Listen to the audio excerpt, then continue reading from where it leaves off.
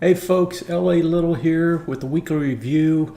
Stability leads to instability, and I think that is probably the most dynamic thing we can say about this market right now, and that is that we've got this range. It's been going on for a long time.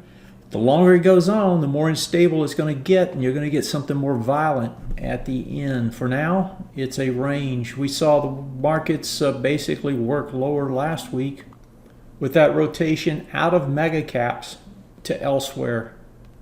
And that elsewhere has led to huge gains in some of these other sectors: semiconductors, basic materials, builders, energy, industrials, and durables, utilities. I mean, all these are double-digit gains in 2 months. The problem I see with that is that if all these have gone up as much as they've gone up, what are we going to do when they turn? Are we going to see the mega caps come back again? Or are we finally going to see money leave the market? That's really the question.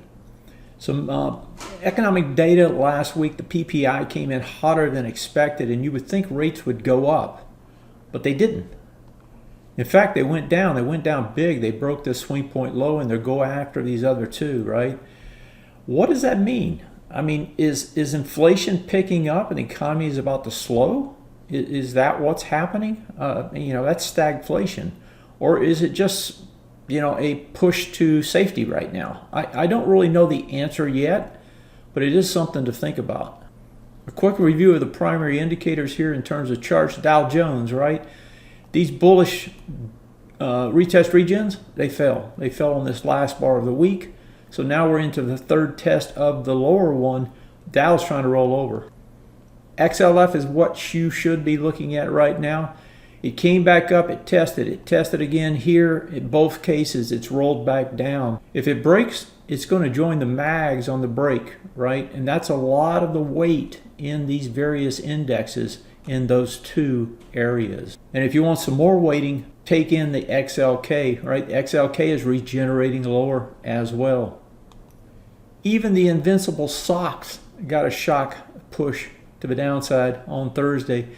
Now it's still got a bullish retest regen here and one there. You would think that it would come back up and try to test again, but notice all the volume on these anchor bars. All these anchor bars, they're high volume negative, and that is that there were sellers present on those days. If you look at this chart on the NASDAQ, is this something you want to buy short term? Bottom line, last week, everything pretty much was lower. Uncertainty as high as it has been.